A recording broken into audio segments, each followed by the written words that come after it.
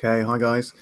So today I'm going to show you how to use a 360 camera piece of software or plugin for Unity. So I've got this scene here, which was created by one of our students in the past, Sophie Cook. It's a little potion shop. There's a few small little bits of animation in here. All of that we would want to get recorded in our 360 video.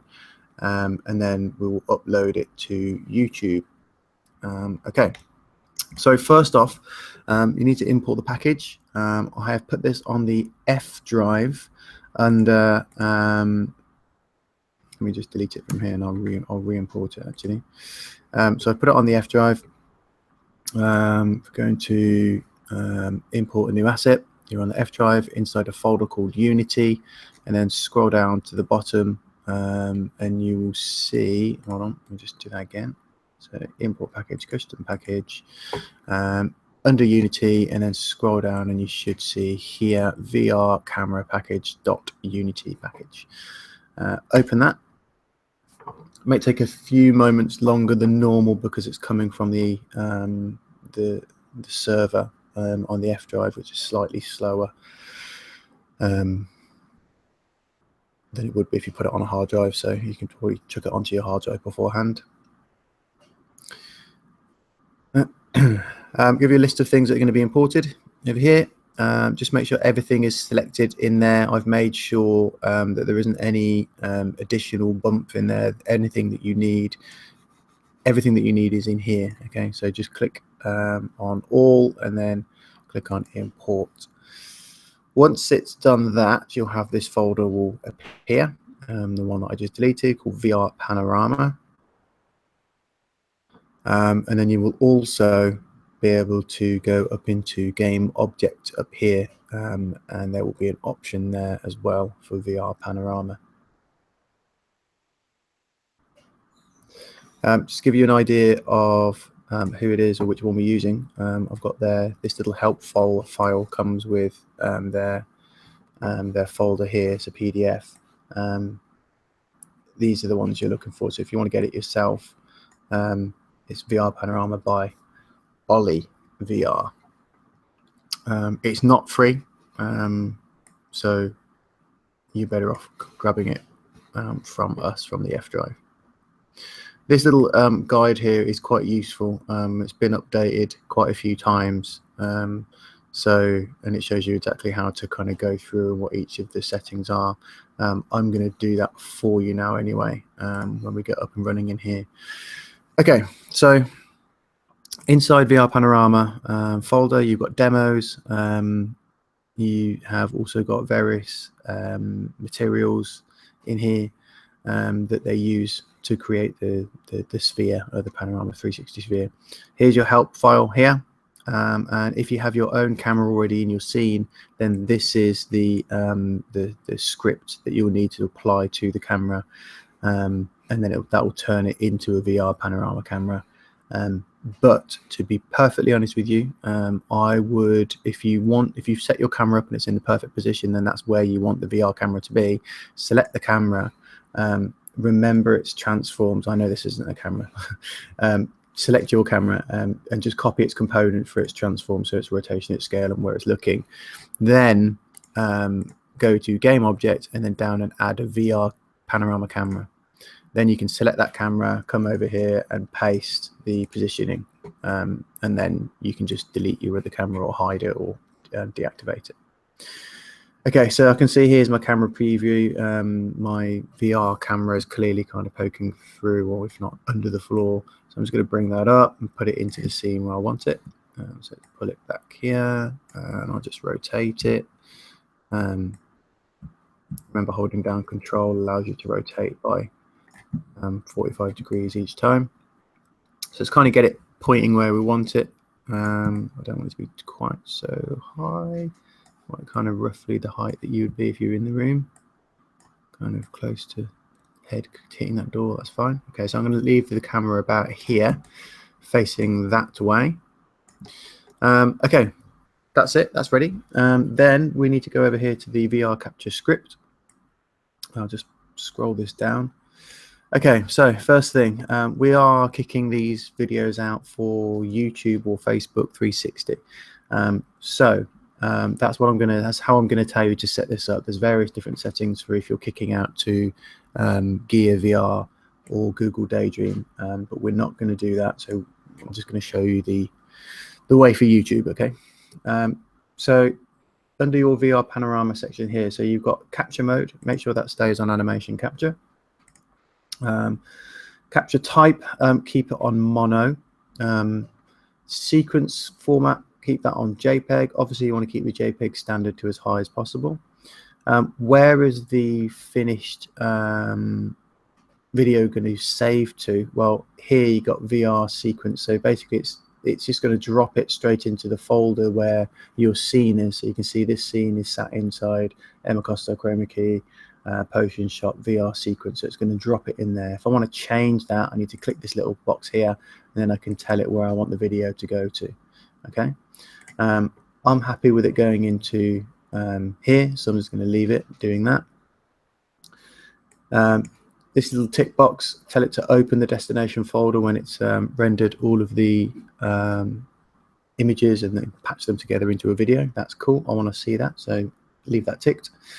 Next, you've got resolution. So, I mean, you can go as high as 8K for YouTube. I recommend that you do either 2 or 4K. Your scenes shouldn't take too long to render. A 2K one should probably take about 2-3 minutes. 4K, you can quadruple that. So I will go with 2K for now and see how that looks. Frames per second. The important thing about this is what have you got in your scene? Have you got things that are moving, any kind of fast moving objects? Things, you know, like I think this has got a little fountain in it, it's got some water running down. So because of that, you may want to push the frames up a little bit. If you've got a relatively static scene, then 25 is absolutely fine. So I'm going to leave mine on 25. Next thing you got here is number of frames for it to render. So here, the amount I change this by edits the sequence length. So if I change this to 1,000, then you can see I'm going to go for 39 seconds worth of 360 video. So it's completely up to you how long you want your 360 video to be. Clearly, you want it long enough so that someone can kind of look around. So you probably want to get it to around a minute. So maybe 1/500. That gets just to 59 seconds. That was quite lucky. All right. The next thing, panorama settings aligned with the horizon. That just makes sure that the camera stays flat. So even if you drop the camera in here and you put it in sort of wonky position, having this ticked means that it will straighten the video when it kicks it out. Next up here, these you don't really need to change because they are pretty much determined by what you choose up here. So if you choose these two and the 2K or the 4K, it will change what happens here. So you don't need to change this one. Audio, if you have audio, then you can adjust the volume of it. I would just leave it on 1. And then finally down here, you want to make sure that this tick box is selected.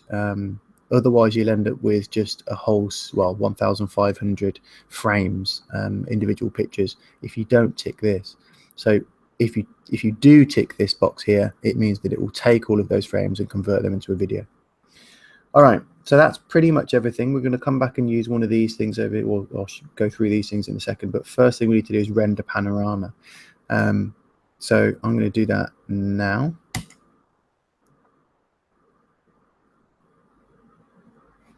In fact, I'm just going to stop. I'm going to stop this and just going to reduce my frame count down so that we don't have to sit here watching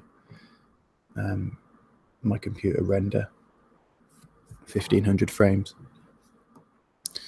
Okay, so you can see this is going to take about 3 minutes. It's coming down fairly quickly, so I will just go quiet for a short amount of time.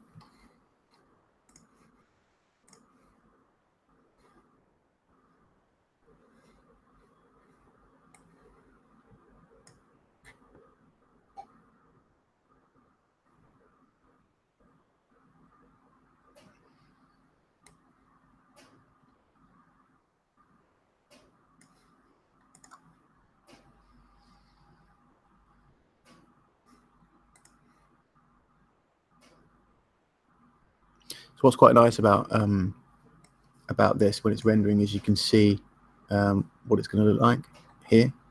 You get a flat, perfect idea of what it's going to show here, so you can see whether your stitching is going to work, whether the doors kind of meet up or not, or that kind of thing. And then this one is a little bit more distorted, so it shows you more of a perspective view. You can see that the door looks really small over here compared to here. I will say at this point, where I said at the beginning up here, you have two options up there to render out the individual images as JPEG or as PNGs. JPEG will add a few kind of small artifacts, so the compression of JPEG will alter the images slightly. What you might find, and it's worth having a look, the JPEG version, because it compresses, you may see the seam where it's cutting when it's cutting the left to the right hand side of the image together. So just have a look at that. If you do render it out at JPEG and you can see the seam, then it would be worth you just changing it over to PNG. But bear in mind that PNG will take up a lot more space because it's lossless. There's no compression, so it will eat a fair amount of space and also take slightly longer to render it all out. So just 45 seconds to go.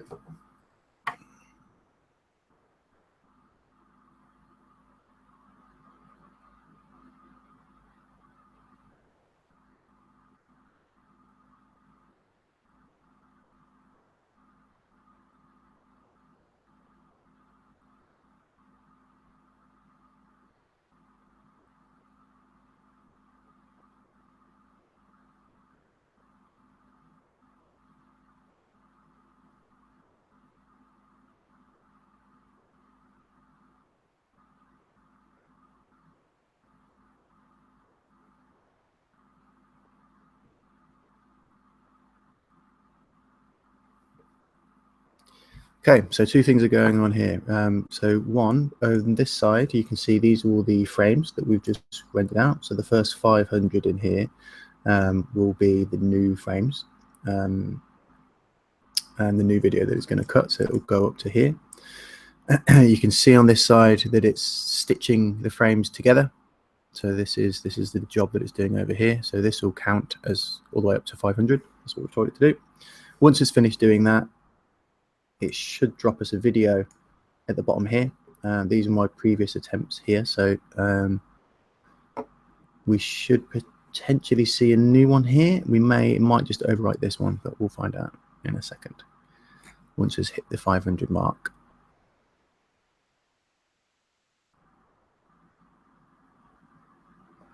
Oh, it's stitching the rest of them. It's going to do the whole lot, I think. Okay, that's fine. That means we'll get a slightly longer video. So what this bit does is quite important, actually.